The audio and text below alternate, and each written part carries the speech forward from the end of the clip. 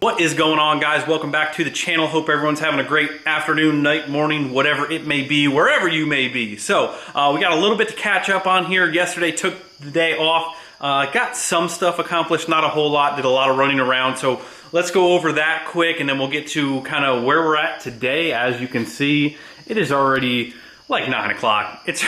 We did do some work this afternoon as well, but we'll go over everything that we did and where we're at. Definitely battling the whole light situation. We are still working on a solution for that. I am working as fast as I can to try and get into a new space where we can work all night long, better lighting, things like that. So still in the works with that. Speaking of that, the giveaway, you guys are awesome. We're gonna be choosing the giveaway winners probably within the next week or so. So Sunday, we woke up, it was pretty much raining all day long. The humidity was super high. The humidity is actually still super high for some odd reason in the middle of fall, but it's been raining the last 2 days. It's been humid, which doesn't really work for the best working conditions, but we did manage to get some stuff done. We ran around, we got the hardware for, of course, the bag. We got some nice stainless hardware for the TCI shifter and the mount. So we got the mount done. Actually, our man Dan, we got that welded up, got that done, got that back the following morning. And here's what it looks like now.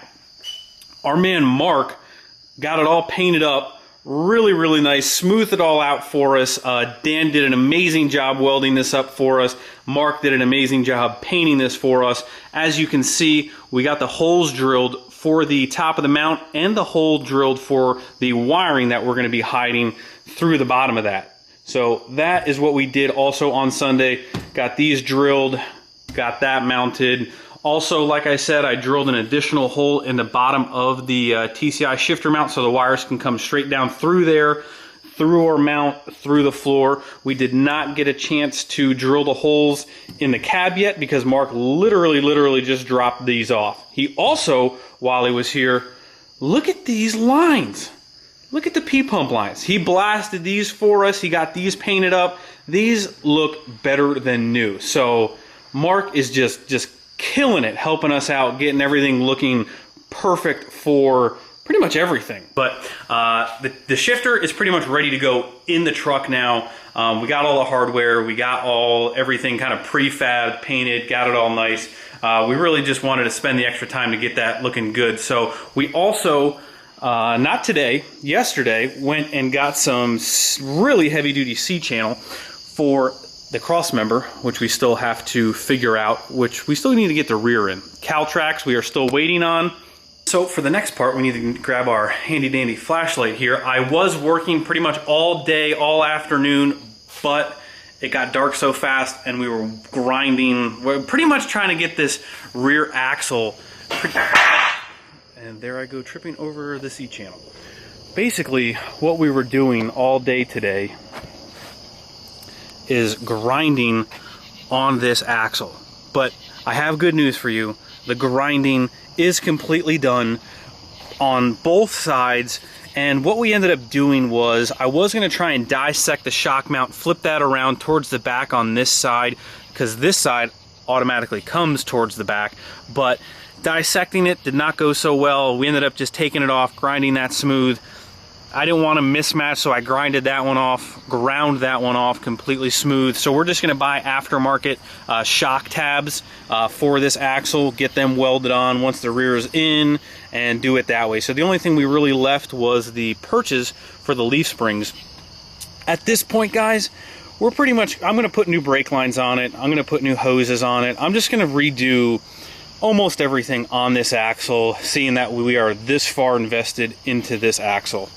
When I got this axle, I knew that it was going to be quite a bit of work grinding all that stuff off, and I know that you guys really don't care about watching me grind stuff for 4 hours. So that's why we kind of are just jumping to the end of this video, because all I did today was sweat, get messy, and we're grinding on that thing all day long. So that was the work that we got done. But the axle is nearing completion. So the other thing that I did on Sunday was stamp those Wrenchworks boxes for you guys, so when the stuff does come in, it's ready just to go out as soon as possible. So we did that. We spent some time with the wife, and again, it's just an overall kind of crappy day. So that's that. That's where we're at.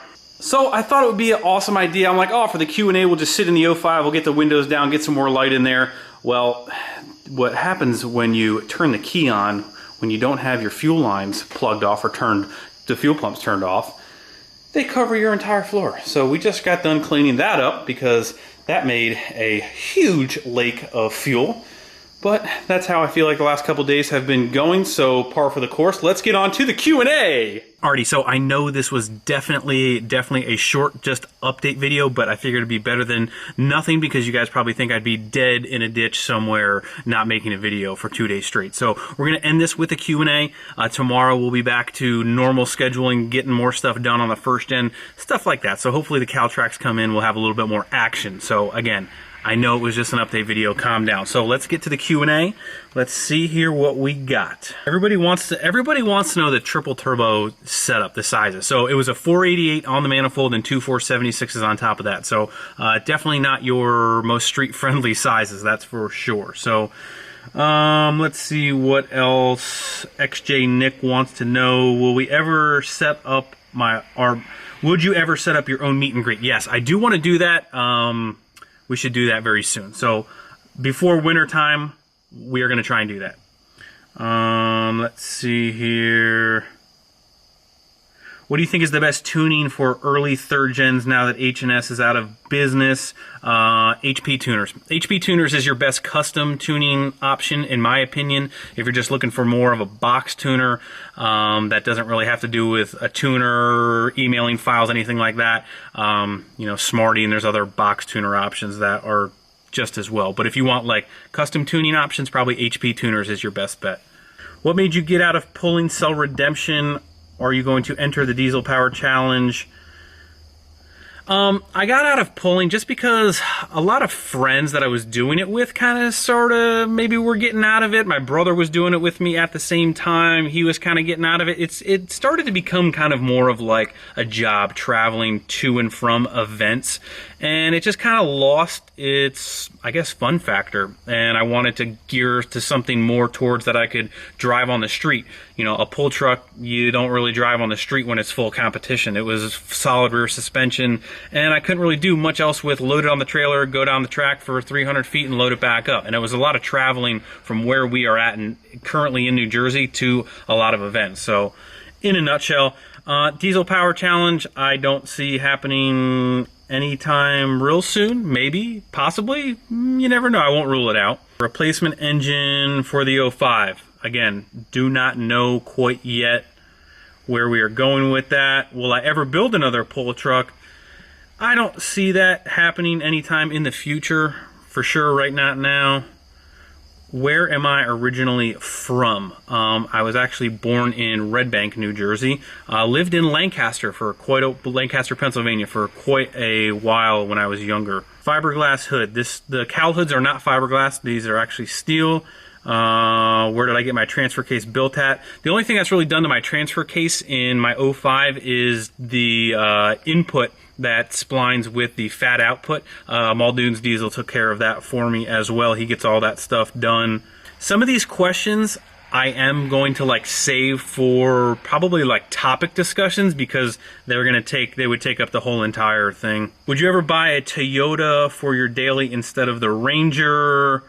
Probably. Toyotas are a little bit more expensive. Like, I love the Toyota pickup trucks, I mean, for that kind of sort of application, but I mean, Rangers are a dime a dozen and they're a little cheaper.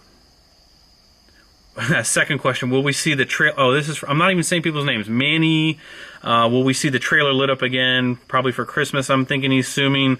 If you didn't watch last year's video, we kind of lit up the trailer and the tow rig with Christmas stuff. It was pretty cool. So, of course we're going to do it this year. What 3 tools have you found to be the most useful for working on diesel trucks that people may not be aware of or that you don't hear a lot of people using? The topside creeper, #1, without a doubt. The link for the topside creeper is in my bio if you want to check it out, how much it costs on Amazon and all that stuff. Topside creeper I pretty much use on almost everything in the engine bay because trucks are just that much higher. It's adjustable, it tilts. It's the most comfortable for me, especially not kneeling on bumpers and stuff. Topside creeper #1. 2 and 3 I'd have to think about probably a little bit. I'm not really sure off the top of my head, but there's your #1. Would you ever sell the tow pig? No. And Andy, how'd you get so damn big? He'll have to have him chime in on that one. All right, these are all in my message requests, so I'm trying to, let's scroll back through here. Holy crap, there's a lot. Again, we're not going to get to all of them. What seat covers do you have in the tow pig? I'm just clicking on them randomly at this point. They're from Covercraft. Sub setup in the 08. Did you retain the steering wheel controls if you had them? Yes, everything is still retained. I took out my factory sub and all that stuff over here in the glove box. And it's got one 10-inch in one of the back under seat compartments. So it still retains the fold over stuff. The seats can fold down. I didn't want to give up the full flip down seat. So I can go over that in another video as well. What's your plan with the 08 if you buy a new Cummins? I can't give away all the secrets. Can you sign my merch? Yes. If you guys want me to sign anything from Wrenchworks, send Wrenchworks an email. Also, if you're going to be ordering in the future, there's a note section. Just put it in the note section. If you want me to sign anything, send an email to Wrenchworks. That way it can all be written down, when as stuff comes in, I can do all that. Absolutely. What was your first diesel? My first diesel was the 05. I bought that when I was 19 or 20. That was the first truck that I ever got, and that's the reason why it'll probably never ever get sold. What is the color code for the 08? I believe that is PXR. Will you ever bring a Duramax to the channel? What are your thoughts on them? I own a 06 LBZ. Love the videos. Brother Dave LBZ. I did own a Duramax for about a 2-week span. I actually bought it for very, very cheap. I ended up flipping it. I probably should have kept it. It had a really, really high miles, but the body was no rust, 0 rust. I probably should have kept that if I knew now what I would be doing. But I won't say that it will never happen. It would definitely have to be the right deal, but I'm not opposed to it. If you could come and swap a car, what car would you pick? That brings me, that's a good question, because I've been thinking about this.